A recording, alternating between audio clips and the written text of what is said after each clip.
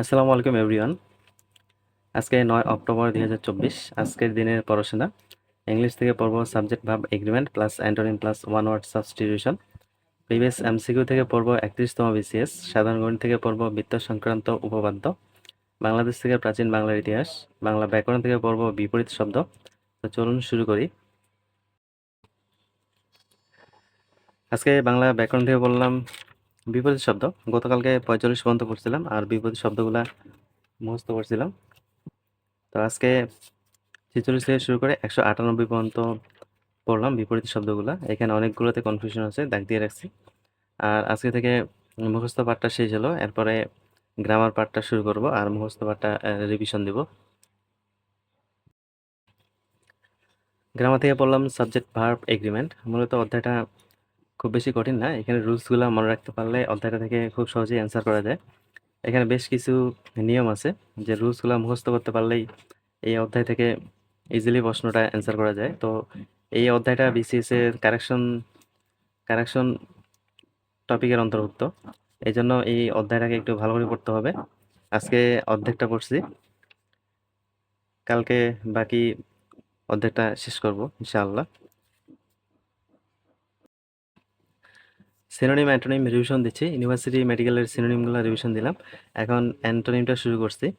অ্যান্টোনিমটা 2 দিনে ভাগ করে নিয়েছি। আজকে পড়ছি 48 পর্যন্ত, কালকের জন্য রাখছি প্রায় 40 প্লাস, টোটালে 103টার মতো আছে। 103টার মতো অ্যান্টোনিম আছে। কালকে অ্যান্টোনিমটা পড়লে মোটামুটি একবার রিভিশন দেওয়া হয়ে যাবে সিনোনিম অ্যান্টোনিম সবগুলোই। আর এদিকে নতুন করে পড়তেছি সাবস্টিটিউশন। তো পিএসসির সাবস্টিটিউশনগুলো শুরু করছি। আজকে পড়ছি 45টা, 2 দিনে ভাগ করে নিয়েছি। এখানে 83টার মতো আছে।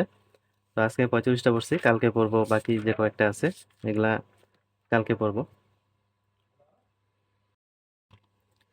আজকে প্রিভিয়াস এমসিকিউ থেকে পড়া ছিল 31তম বিসিএস। মূলত একবার পড়ে ফেলার কারণে এখন তেমন বেশি কঠিন মনে হয় না, পড়াগুলো ইজি মনে হয় আর ইজি লাগে এখন একটু। তো আজকে 31তমটা শেষ করলাম, কালকে 32তম শুরু করব। আজকে বাংলাদেশ থেকে পড়ছি 3টা টপিক। দিল্লি সালতানাতের শাসনামল, মূলত এই টপিক থেকে তেমন একটা প্রশ্ন আসেনি, একবার ভালো করে পড়ছি আর সাথে প্রিভিয়াস এমসিকিউগুলো ভালো করে দেখে নিয়েছি। তারপরে পড়ছি স্বাধীন সুলতানি শাসনের ইতিহাস। এই টপিকটা গুরুত্বপূর্ণ, এখান থেকে কয়েকবার প্রশ্ন আসছে, এই জন্য এই টপিকটাকে একটু মন দিয়ে পড়তে হবে, ভালো করে পড়তে হবে। তারপরে পড়ছি বাংলায় আগমনকারী বিদেশি পরিব্রাজক। টপিকটা খুবই গুরুত্বপূর্ণ, এখান থেকেও প্রশ্ন আসে মাঝে মাঝে। তো এই টপিকটাও একটু ভালো করে পড়তে হবে, তাহলে মোটামুটি এখানে 2টা টপিক গুরুত্বপূর্ণ, বিদেশি পরিব্রাজক আর হচ্ছে সুলতানি শাসনের ইতিহাস। এই 2টা টপিককে একটু ভালো করে পড়া যেতে পারে।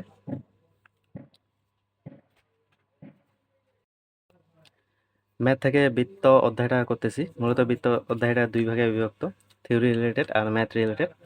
তো থিওরি রিলেটেডটা করে ফেলছি, আজকে ম্যাথ রিলেটেড শুরু করছি। তো প্রথমে প্যাটার্নটা সেটা হচ্ছে বৃত্তের সমীকরণ টাইপের। এখানে বৃত্তের ক্ষেত্রফল আর পরিধি, বৃত্তগোলার ক্ষেত্রফল, এই টাইপের 2-3টা সূত্র দিয়ে টাইপ 1টা করা হয়েছে। প্যাটার্ন 2টা করা হয়েছে বৃত্তের জ্যা আর ব্যাস দিয়ে। তো এখানে যতগুলো ম্যাথ দেওয়া আছে সবগুলাই পিথাগোরাসের সূত্র ইউজ করলে পসিবল সমাধান করা। তারপরে বললাম হচ্ছে প্যাটার্ন 3টা মূলত ঘড়ির কাঁটার ঘন্টার কোণ বের করা, যে মধ্যবর্তী কোণগুলো আসলে কেমন। এখানে একটা সূত্র আছে, জাস্ট ওই একটা সূত্র দিয়েই এটা সলভ করা সম্ভব। 60 into H minus 11 into M by 2, এই সূত্রটা দিয়েই এখানে সবগুলা ম্যাথই করা যায়। তারপরে প্যাটার্ন 4টা করলাম। তো ওইখানে বলছে যে বৃত্তের ব্যাস 3 গুণ বৃদ্ধি পেলে ক্ষেত্রফল কত গুণ বৃদ্ধি পায়, এই টাইপের প্রশ্ন। বৃত্তের ব্যাস দ্বিগুণ বৃদ্ধি পেলে এর পরিধি কত গুণ বৃদ্ধি পায়। তো প্যাটার্ন 4টা ছিল এই টাইপের। তো আজকে এই পর্যন্ত করছি। প্যাটার্ন 5টাতে ছিল অনুপাত বিষয়ক, ক্ষেত্রফলের অনুপাত কিরকম হয়। তো আজকে প্যাটার্ন 5 পর্যন্ত করছি, তারপরে প্যাটার্ন 6 থেকে শুরু করব কালকে।